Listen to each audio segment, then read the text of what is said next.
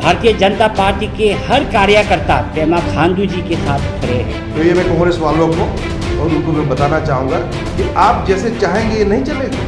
पेमा खांडू जी मुख्यमंत्री पद संभालने से पहले पेशा से वो बिजनेसमैन था। किसी का किट और किन क्या काम करने के लिए क्या उनका गुनाह होता है क्या? काम नहीं करना चाहिए क्या? नहीं मानते, हम नकारते हैं ये एलिगेशन को, खंडन करते हैं।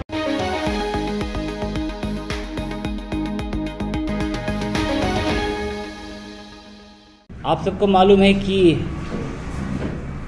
कल से हमारे कांग्रेस पार्टी और कुछ गिने चुने लोग हमारे माननीय मुख्यमंत्री पेमा खांडू जी के ऊपर बहुत सारे आरोप उठा रहा है।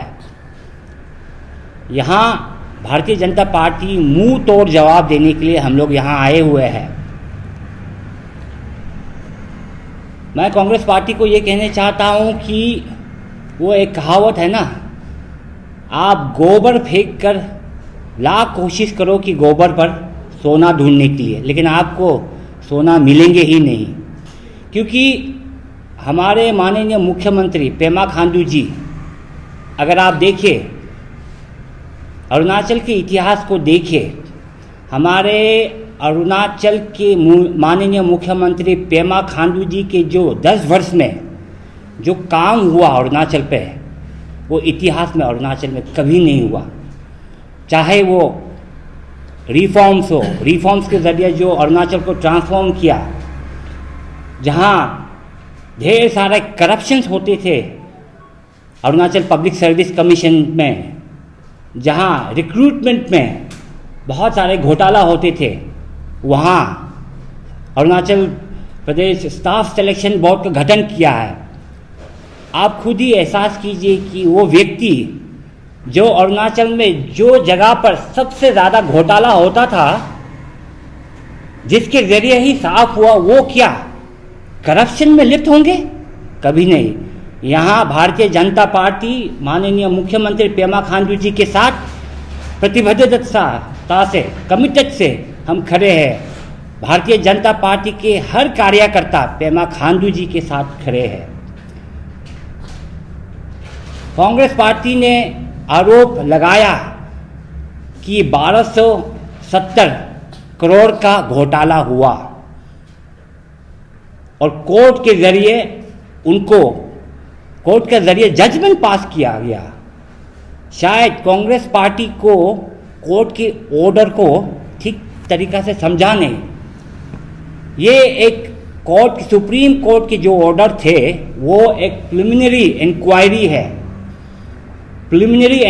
है, जिसके ज़रिए दस्तावेज सबमिट होंगे कोर्ट पर। यही महज एक प्रोसेस है जिसके ज़रिए ये देश प्रोसेस के ज़रिए चलाया जाता है।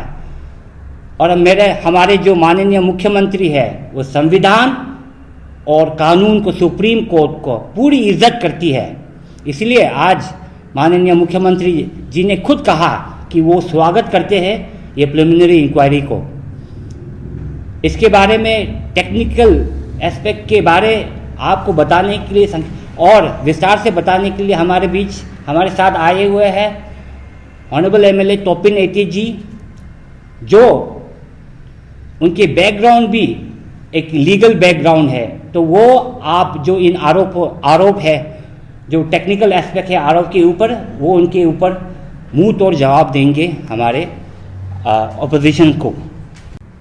जो अभी का जो कोर्ट का प्रिलिमिनरी इंक्वायरी के विषय में कोर्ट ने, हमारे उच्चतम न्यायालय सुप्रीम कोर्ट, उसके विषय में मैं आपके दर्शकों को थोड़ा बताना चाहूँगा,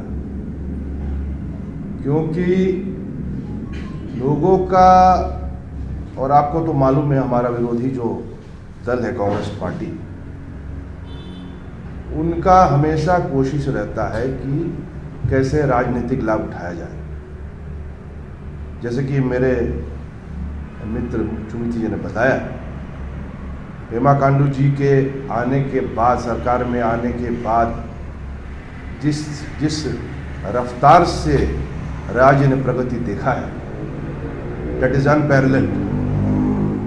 और मुझे लगता है कि कांग्रेसियों को यही बात हजम नहीं होता है कि किस तरह से उनके समय में, उनके कार्यकाल में जो प्रगति का रफ्तार जो था वो इतना धीमा था, कछुआ का चाल में चल रहा था। आज जब बुलेट ट्रेन के रफ्तार से प्रगति पेमा खांडू जी के समय चल रहा है तो शायद इसको हजम नहीं कर पा रहे हैं। इसलिए किसी ना किसी तरह आपका पब्लिक को गुमराह करने का भरपूर कोशिश करते हैं।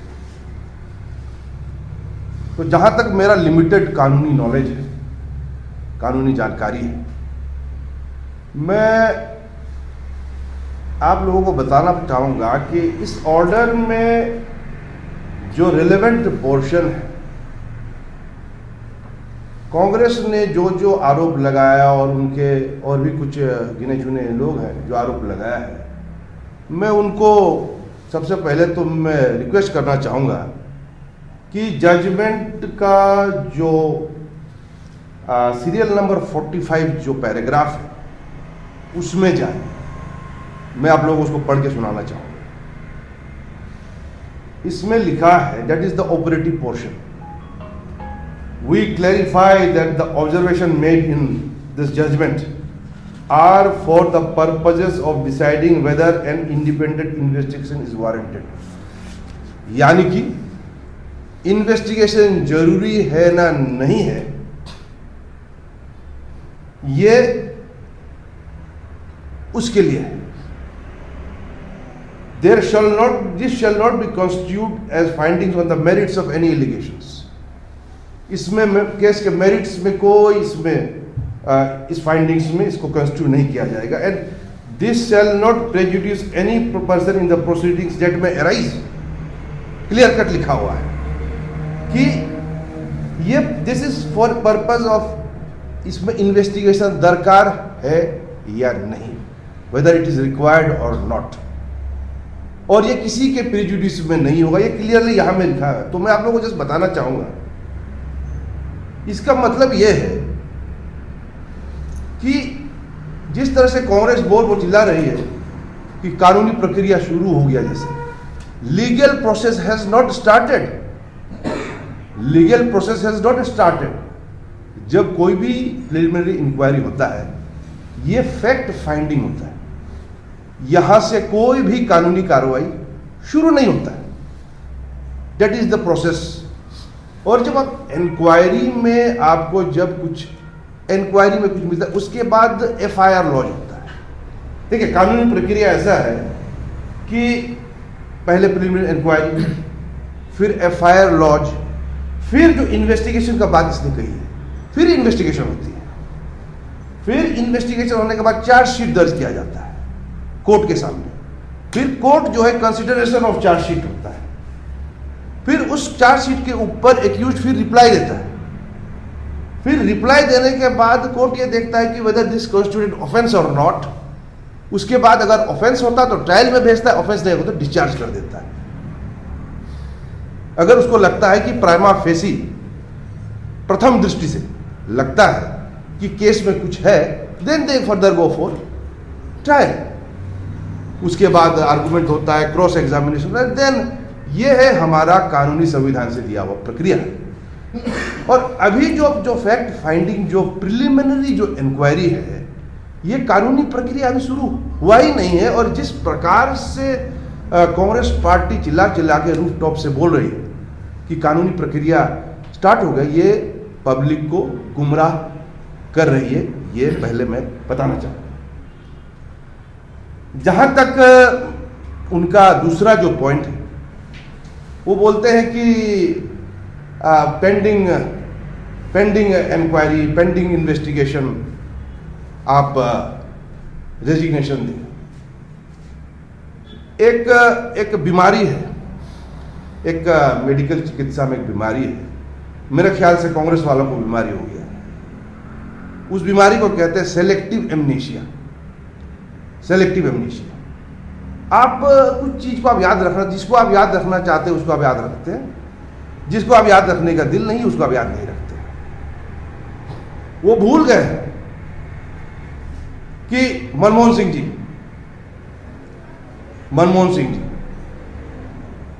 आपका शीला दीक्षित, आपका जब चिदम्बरम जी, अभी हाल ही में अरविंद केजरीवाल, ऐसे सैकड़ों केसेस हैं जहां पे प्रिलिमिनरी इंक्वायरी में मोरल ग्राउंड से रिजिग्नेशन देने का कोई प्रथा है ही नहीं। आप इतिहास में जा सकते हैं, लेकिन आज कल का प्रेसिडेंट में आप कांग्रेसी प्रेसिडेंट को देखिए, कहीं में भी प्रिलिमिनरी इंक्वायरी पेंडिंग उनका नहीं है। तो इसको मैं बोलता हूं सेलेक्टिव एमनेशिया, कि वो अपने समय में जो चीज नहीं की उसको वो भूल जाते हैं और बोलते हैं कि आप ऐसे करिए। तो ये मैं कांग्रेस वालों को और उनको मैं बताना चाहूंगा कि आप जैसे चाहेंगे ये नहीं चलेगा।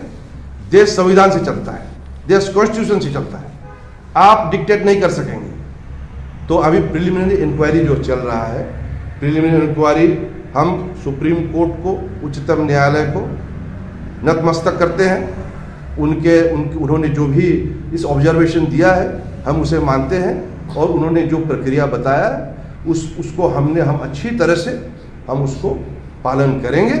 हमारी ओर से कोई कसर नहीं छोड़ा जाएगा। जैसे हमारे मुख्यमंत्री ने कहा कि he is welcoming the welcoming the inquiry को वेलकम कर रहे हैं, और इंक्वायरी में जो भी चीज होगा he is willing to cooperate. और जैसे कि नोडल ऑफिसर्स भी नियुक्त किया गया है। तो इसमें कहाँ से मोरल ग्राउंड में रेजिग्नेशन का बात होता है, मुझे तो समझ नहीं आती है।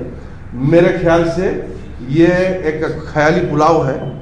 ये सपना जो है कांग्रेस या उनके सोच वालों का, मेरे ख्याल से ये जो ख्याली पुलाव है ये कामयाब नहीं होगा। और रेजिग्नेशन का कोई बात ही नहीं, कोई सवाल ही नहीं है। उल्टा पेमा खांडू जी के साथ हम भाजपा के कार्यकर्ता हम सब साथ हैं, और वो राज्य को जिस प्रगति को जिस स्पीड से ले जा रहे हैं, जिस रफ्तार से ले जा रहे हैं, वो बराबर चलते रहेगा। उस रफ्तार को रोकने का जो भी कोशिश करेगा वो रुकेगा नहीं। ये एक ऐसा चीज़ है, थमेगा नहीं, आंधी है, ये थमेगा नहीं। तो मैं आज मीडिया बंधु को मैं ज़्यादा नहीं बोलूँगा। मैं वंस अगेन हमारे उच्चतम न्यायालय को नतमस्तक करते हुए मैं अपना जो भी है इसमें मैं यहाँ पे अभी रखना चाहूँगा। मैं आप सबको ये भी कह दूँ कि जो कांग्रेस पार्टी ने जो चिल्ला चिल्ला के कह रहा है कि पद से इस्तीफा करना है माननीय मुख्यमंत्री को, देखिए मैं अरुणाचल की जनता को ये कहने चाहता हूँ कि माननीय मुख्यमंत्री पेमा खांडू जी मुख्यमंत्री पद संभालने से पहले पेशा से वो बिजनेसमैन था, वो बिजनेस करता था। और ये जो आरोप लगाया है कांग्रेस पार्टी ने 1200 करोड़ का जो करप्शन हुआ, 10 वर्ष में 1200 करोड़ का जो करप्शन हुआ, जहां 10 वर्ष में वर्क लगभग 45,000 करोड़ का वर्क अलॉट हुआ गया है, और वहां पे कांग्रेस के आरोप है कि 1200 करोड़ का करप्शन किया गया है उनका किट और किन के जरिए। मैं आपको ये स्पष्ट कर दूं कि ये जो टेंडर्स भी अवार्ड किया गया था, it was awarded following all formal modalities as is required by the rules and regulations. तो क्या किसी का किट और किन क्या काम करने के लिए क्या उनका गुनाह होता है? क्या काम नहीं करना चाहिए? क्या घर पे पड़ा होना चाहिए? क्या मेरा बेटी, मैं एमएलए हूं, क्या मेरा बेटी क्या सरकारी नौकरी करने चाहने से वो क्या सरकारी नौकरी नहीं कर सकता है? क्या मुझे क्या एमएलए से पद से इस्तीफा देना पड़ेगा? क्या हमारे राहुल गांधी के ऊपर नेशनल हेराल्ड केस के ऊपर केस चल रहा है, वो बेल पर बाहर निकला हुआ है, क्या मांग हमें करना है कि वो एमपी से इस्तीफा दे? ये थोड़ी होता है। ये गलत बात चल रहा है, ये जो आरोप चल रहा है ये गलत बात है, और ये भारतीय जनता पार्टी कभी ये मानेंगे नहीं। भारतीय जनता पार्टी हमारे माननीय मुख्यमंत्री पेमा खांडू जी के साथ पूरी मजबूत से हम सब खड़ा है। तो इसी के लिए मेरे प्रेस दोस्तों को धन्यवाद व्यक्त करने मैं और थोड़ा जोड़ना चाहूँगा डिस्ट्रिक्ट बेस्ड एंटरप्रेन्योर जो सिस्टम है, मैं इसके ऊपर मैं बोलना चाहूँगा। ये जो डिस्ट्रिक्ट बेस्ड एंटरप्रेन्योर सिस्टम है, ये किसके सरकार में लागू हुआ था? ये 2015 में सरकार किसकी थी? वर्क ऑर्डर सिस्टम में काम जो दिया जाता था उसमें कांग्रेस सरकार थी। कांग्रेस सरकार थी। 20 lakhs का जो अमाउंट का काम होता है वो वर्क ऑर्डर सिस्टम में किसने शुरू किया था? थोड़ा कांग्रेसियों को आप पूछिए, किसने शुरू किया था? ये जो है कांग्रेस के सरकार में शुरू हुआ था। हाँ, 2020 में वो वर्क ऑर्डर सिस्टम, जो सिस्टम उन्होंने शुरू किया था वो 50 lakhs तक का वर्क ऑर्डर सिस्टम किया था, वो अलग बात है, लेकिन शुरू किसने किया था? तो इसलिए मैं दोबारा रिपीट करता हूँ कि इस तरह से पब्लिक को गुमराह ना करें। और जैसे मेरे मित्र ने राहुल गांधी जी का जो एग्जाम्पल दिया, नेशनल हेराल्ड केस में उनके अगेंस्ट में तो चार्जशीट फाइल हो गया। उनके अगेंस्ट में तो प्रिलिमिनरी इंक्वायरी नहीं है ना, इंक्वायरी होके इन्वेस्टिगेशन पार होके चार्जशीट फाइल हो गया। तो लीडर ऑफ अपोजिशन से तो आप रिजिग्नेशन दीजिए, आप मेंबर ऑफ पार्लियामेंट से रेजिग्नेशन दीजिए, ऐसा नहीं चलेगा। यही मैं बताया था, सेलेक्टिव एमनेशिया, मतलब वो भूल जाते हैं, वो अपने में भूल जाती है, एक बीमारी है ये मेडिकल टर्म्स में आप किसी डॉक्टर को पूछ लीजिए, इसको कहते हैं सेलेक्टिव एमनेशिया। तो मैं दोबारा जो मीडिया बंधु जो यहाँ पे आए हैं, मैं आप सबको बहुत बहुत आभार व्यक्त करना चाहूँगा, आप आए और हमें वक्त दिया। धन्यवाद। धन्यवाद, थैंक यू। सर, जैसे अभी आप लोग जो सुप्रीम कोर्ट का जो जजमेंट है उसका 45 को आप लोग मेंशन कर रहे हैं, तो 37 में भी जहाँ पे necessity of an independent investigation by CBI लिखा हुआ है, तो सीबीआई का जो इसके जो 36 और 35 में भी क्लियरली लिखा है कि समथिंग इज फिशी इज ना क्लियरिटी नहीं है, इसलिए सीबीआई का प्रिलिमिनरी इंक्वायरी करना चाहिए बोल के सीबीआई को कोर्ट ने ऑर्डर दिया। तो इसके ऊपर में क्या कहना है? CBI is an independent agency, it doesn't work under the state government, so it is an independent agency. It will do its inquiry on its own way, on its own methods and processes that it follows. So यही बात है। Madam, आपका जो सवाल है, आप actually मेरे जवाब समझी नहीं है मेरे ख्याल से, क्योंकि मैंने आपको प्रिलिमिनरी इंक्वायरी के बारे में बताया। सर, प्रिलिमिनरी का मतलब हमको मालूम है, लेकिन आप लोग 45 को मेंशन कर रहे हैं, हम 37 को हम भी मेंशन कर दिए। नहीं, आप ये बोल रही हैं कि सीबीआई इंक्वायरी कर रही है कि नहीं? बट कुछ फीसी है, ऑर्डर में ही लिखा है, इसीलिए तो इंक्वायरी, देखिए आप प्रिलिमिनरी इंक्वायरी कर रही है, जब प्रिलिमिनरी सीबीआई प्रिलिमिनरी इंक्वायरी करने के लिए यहाँ पे बोला हुआ है, लेकिन इसमें क्लियरली लिखा हुआ है कि दिस इज, इसलिए मतलब कानूनी जो प्रक्रिया है, प्रिलिमिनरी जब इंक्वायरी होता है, this is not the start of the legal process. आप समझ गए? इसके बाद सुनिए, इसके बाद यहाँ पे जो है प्रिलिमिनरी इंक्वायरी 2 weeks टाइम में डॉक्यूमेंट्स वगैरह को, कागजात वगैरह को दिया जाएगा, उसके बाद ही इन्वेस्टिगेशन जरूरत होगा। अगर प्रथम दृष्टि प्राइमा फेसी कुछ मटेरियल लगेगा, तब आपका एफआईआर लॉन्च होगा, इन्वेस्टिगेशन होगा। At this juncture this is just a preliminary inquiry. मैंने बताया कितना सैकड़ों, और जो प्रश्न है पेंडिंग प्रिलिमिनरी इंक्वायरी, आप त्याग दे, रेजिग्नेशन दे, उसका मैं जवाब दे रहा हूँ। नहीं सर, मैं उस पे नहीं बोल रही। सर, और एक सवाल रहेगा, या तो फिर नहीं सर, सही सवाल है। सर, आपने डिस्ट्रिक्ट एंटरप्रेन्योरशिप का जो बात किया है 2015-16 में ये हुआ था, तो जो लोग अभी बीजेपी में है लीडर्स, वही लोग कांग्रेस में थे उस समय को, पेमा खांडू भी कांग्रेस में ही थे, तो क्या कहना चाहेंगे? क्योंकि शिफ्ट ही हुआ है, नेता ही शिफ्ट हुआ है पार्टी में, उसमें कोई नया बात। उसमें मुख्यमंत्री कौन थे, आप थोड़ा देख लीजिए। नहीं सर, मंत्रिमंडल में जो लोग अभी बीजेपी में है वो लोग कांग्रेस में ही थे। नहीं, आपका क्वेश्चन क्या है, इसमें क्या है? मैं ये बोलना चाहता है कि मैडम का बात भी जोड़ के मैं बोलूँगा, हाँ, कि वही कांग्रेस लोग ही था अभी जो बीजेपी में है, आज सवाल वही कर रहे हैं।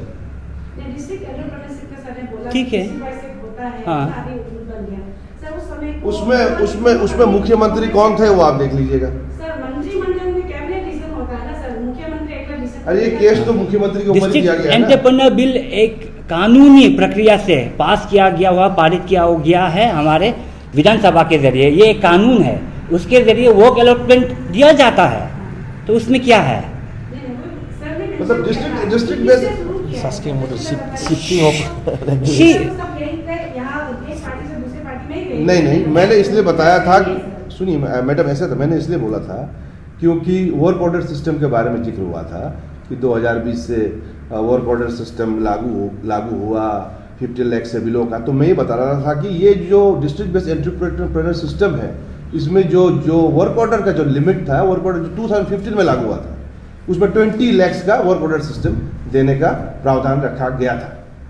तो वही चीज़ जो है इस बार 2020 में 50 लाख का वर्क ऑर्डर सिस्टम का वो प्रावधान रखा गया। तो देयर इज नथिंग, इसमें कोई वो नहीं।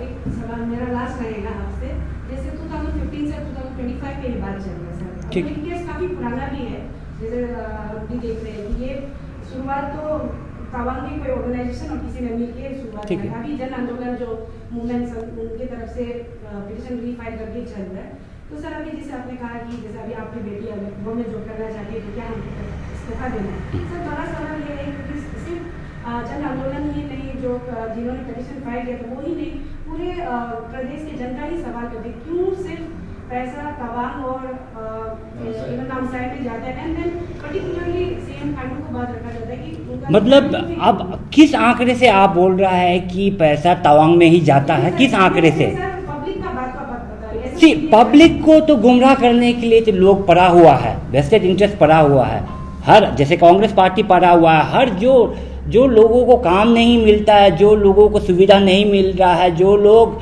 क्वालिफाइड नहीं सिस्टम में आने के लिए, वो लोग तो एलिगेशंस लगाएंगे ही। बट देयर इज नथिंग, सी ये सरकार जो माननीय मुख्यमंत्री का सरकार है वो इक्वल डिस्ट्रीब्यूशन में, इक्विटेबल डिस्ट्रीब्यूशन में जाता है। माने जहाँ पैसा का ज़रूरत है वहाँ पैसा नीड बेस के जरिए लगाता है।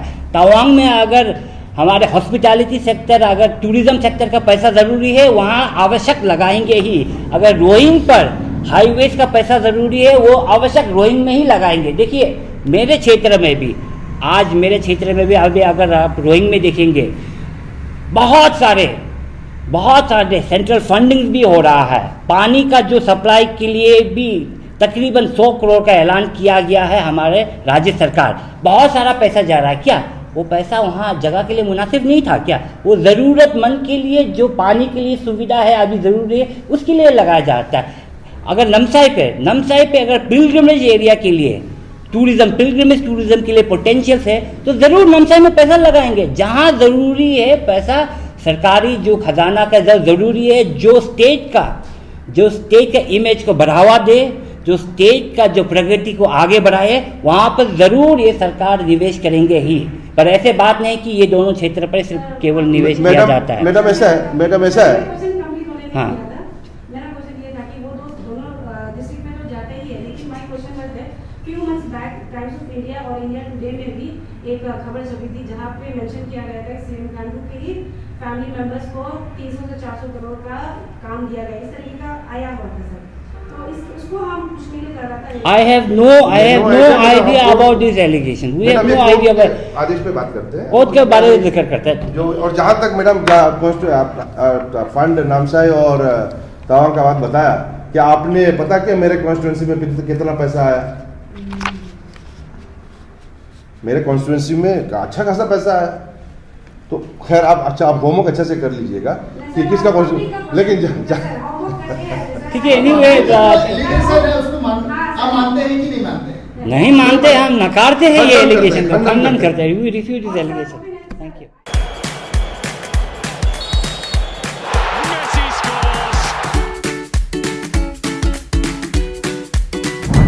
Eats, the fastest online food delivery service of Arunachal.